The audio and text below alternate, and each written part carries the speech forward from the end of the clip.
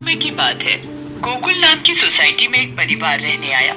वो लोग उस सोसाइटी में नए नए ही आए थे। उस परिवार में राहुल, सविता और उनका 10 साल का एक बेटा भाविक रहता था। जैसे ही भाविक सोसाइटी के गेट के बाहर तक पहुंचता है, तभी से ही अपने सवाल जवाब शुरू कर देता है। वाओ, पापा ये कितनी सुंदर सोसाइटी है। क्या हम इसी सोसाइटी में रहेंगे? हाँ हाँ बेटा, हम लोग इसी सोसाइटी में रहेंगे। देखो तो हमारा भाविक कितना खुश नजर आ रहा है। अब तो मेरे यहाँ पर नए नए दोस्त बनेंगे, कितना मजा आएगा। हाँ हाँ बेटा, बहुत मजा आएगा।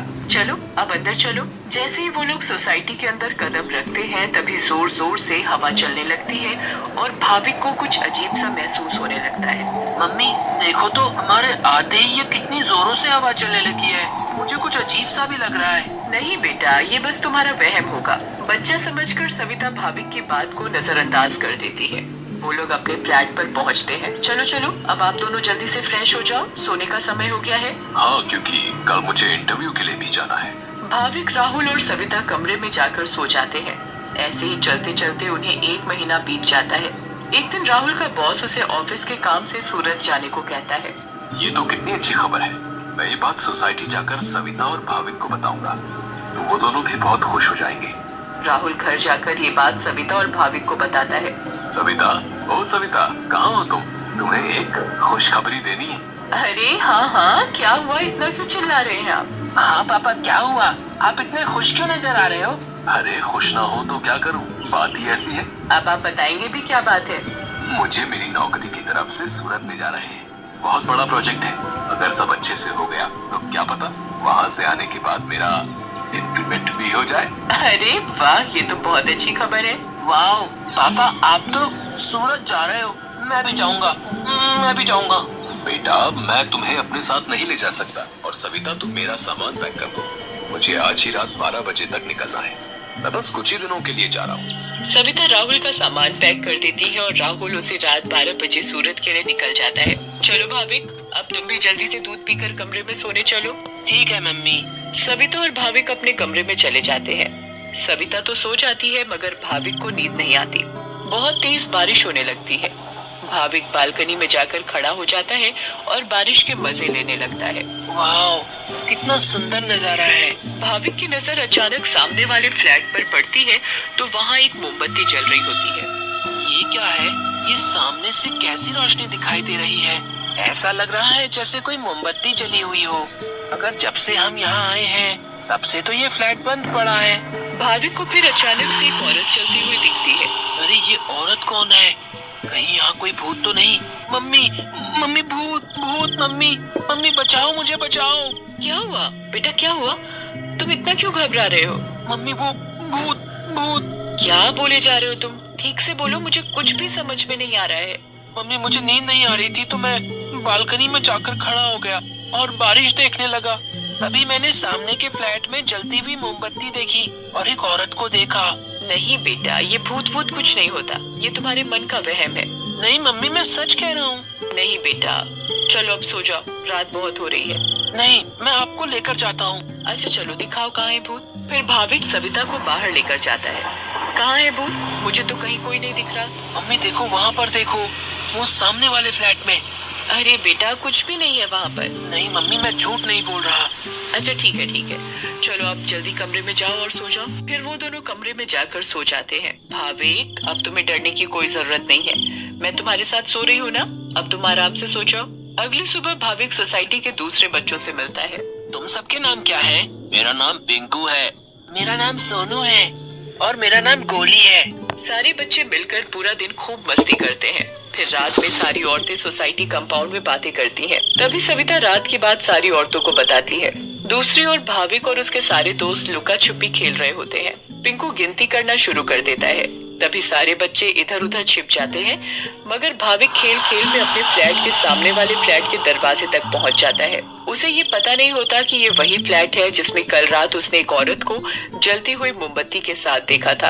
अरे ये दरवाजा तो खुला हुआ है और यहाँ तो कितनी सारी लाइटें हैं। चलो अब मैं जल्दी से इस घर में छिप जाता हूँ, ताकि मुझे कोई ढूंढ ही ना पाए। वो जगह ठीक है, मैं उस कमरे में जाकर छिप जाता हूँ। भाविक जैसे ही उस फ्लैट के कमरे की ओर जाने लगता है, वैसे ही बाहर की सारी लाइट्स लुप लुप होने लगती हैं। ये क्या हो रहा है यहाँ पर? अचानक ये लाइटें लुप लुप कैसे होने लगी? भाविक इधर उधर देखने लगता है। तभी भाविक की नजर दरवाजे के ऊपर पड़ती है। ये दरवाजे के ऊपर क्या लिखा हुआ है? भूत! मम्मी, मम्मी बचाओ बचाओ!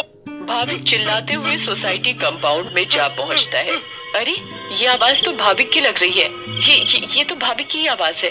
भाविक की आवाज सुनकर सारी औरतें और आदमी कंपाउंड में जमा हो जाते हैं। तभी वो देखते हैं कि सामने से भाविक भागते भागते चला आ रहा है। मम्मी, मम्मी, वहाँ सच में वहाँ भूत है। क्या हुआ बेटा भाविक? हाँ बेटा, क्या हुआ? तुम इतने घबराए हुए क्यों लग रहे हो? हाँ बेटा, कुछ तो बताओ। कहीं तुमने फिर से सामने वाले फ्लैट में भूत तो नहीं देख लिया? भूत? भूत? कहाँ है भूत? मैं छुपने के लिए एक फ्लैट में चला गया क्योंकि उसका दरवाजा खुला हुआ था। मैंने वहाँ लिखा देखा। क्या लिखा देखा और कहाँ देखा? कि यहाँ से चले जाओ वरना मैं तुम्हें मार दूंगी। चलो बेटा, तुम हमें वहाँ लेकर चलो। हाँ, चलो अंकल, मैं आपको वहाँ लेकर चलता हूँ, आप खुद ही देख लेना। भाविक सभी लोगों को उस फ्लैट में लेकर जाता है।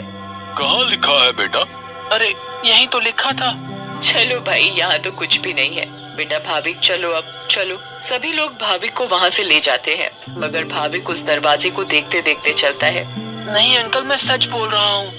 हमें इस बच्चे की बात एक बार मान लेनी चाहिए और आज रात मिलकर सोसाइटी पर नजर रखनी चाहिए। हाँ, आप सही बोल रहे हो। क्या पता ये सब सच हो। तो ये तय रहा कि आज रात हमारे पति सोसाइटी की देखभाल करेंगे। उस रात 3 आदमी सोसाइटी के गेट पर खड़े रहकर सोसाइटी की देखभाल कर रहे थे। मुझे जरा बाथरूम जाना है, मैं बस अभी जाकर आता हूँ। हाँ ठीक है, तुम होकर आओ। क्या हुआ जी? गुड्डू को बहुत डर लग रहा है और वो बोल रही है कि आप ही उसे सुलाएंगे, तो आप जरा ऊपर आकर उसे सुला जाएंगे। ठीक है, अभी आता हूँ। दूसरा आदमी पहले आदमी से बोलता है, मैं जरा अपनी बेटी को सुलाकर आता हूँ, उसे डर लग रहा है। अब सोसाइटी के दरवाजे पर सिर्फ रमेश यानी तीसरा आदमी ही बचता है। कहाँ रह गए ये दोनों? वो आदमी इधर उधर घूमता रहता है और अब उसे भी अकेले डर लगने लगता है। तभी उस आदमी को किसी औरत का साया दिखता है। उसके लंबे खुले हुए बाल और पायल की छम छम आवाज। चुड़ैल, बचाओ बचाओ, चुड़ैल। फिर अचानक वो चुड़ैल उसके सामने आ खड़ी होती है और आदमी बहुत तेज चिल्लाता है और वहीं बेहोश हो जाता है। अरे, ये चिल्लाने की आवाज किसकी आई? हाँ, आवाज तो मुझे भी आई। चलो चलकर देखते हैं। सारे सोसाइटी वाले अपनी बालकनी में आ जाते हैं तो वो क्या देखते हैं कि वहाँ रमेश बेहोश पड़ा हुआ था। ये आवाज कैसी आई थी? फिर सोसाइटी वाले नीचे आ जाते हैं तो वो वहाँ पर रमेश को जमीन पर पड़ा हुआ देखते हैं। सब जल्दी से नीचे आते हैं। सविता और भाविक भी नीचे आ जाते हैं। अरे, कोई इन्हें होश में लाओ। उठिए भाई साहब, उठिए। फिर कुछ ही देर में रमेश को होश आता है और वो सारी बात सोसाइटी वालों को बताता है जो उसके साथ कुछ देर पहले हुई थी। तभी सोसाइटी में अजीब सी आवाजें आने लगती हैं। मम्मी, देखा ना, मैंने बोला था ना कि भूत है। हाँ बेटा, तुम सही कह रहे थे। तभी सोसाइटी के बीचों बीच धुआं उठने लगता है और वहाँ वो चुड़ैल आ जाती है। कौन हो तुम और क्यों हमें इतने दिनों से परेशान किया हुआ है? हाँ, बताओ, क्यों तुमने इतने दिनों से इन लोगों को परेशान किया हुआ है? हम भी तो इसी सोसाइटी में रहते हैं। तुमने कभी हमें तो परेशान नहीं किया, तो इन लोगों को ही क्यों? हाँ, बोलो बोलो। तुम्हारी वजह से मैं कितना डर गई थी। बताती हूँ, सब बताती हूँ। कई सालों पहले जब मेरी शादी हुई तो मैं और मेरे पति रवि सविता के सामने वाले फ्लैट में रहने आए। हम बहुत खुश थे, पर अचानक मेरी माँ की तबीयत खराब होने की वजह से मुझे कुछ दिन के लिए यहाँ से जाना पड़ा। और तभी सविता के फ्लैट में एक बहुत सुंदर लड़की रहने आई। रवि उस लड़की को पसंद करने लगे थे और वो लड़की भी। उस लड़की को ये बात नहीं पता थी कि रवि शादीशुदा है।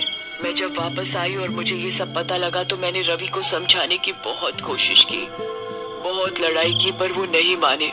रवि मुझे छोड़कर उस लड़की से शादी करना चाहते थे और एक दिन रवि और वो लड़की चुपके से अचानक कहीं चले गए। मैंने उन्हें ढूंढने की बहुत कोशिश की मगर वो मुझे कहीं नहीं मिले। और एक दिन मैंने उन दोनों को बाजार में साथ देखा। उन दोनों ने शादी कर ली थी। मैं भागते हुए घर आई और ये बात मुझसे बर्दाश्त नहीं हुई और उसी रात मैंने फ्लैट से कूदकर अपनी जान दे दी।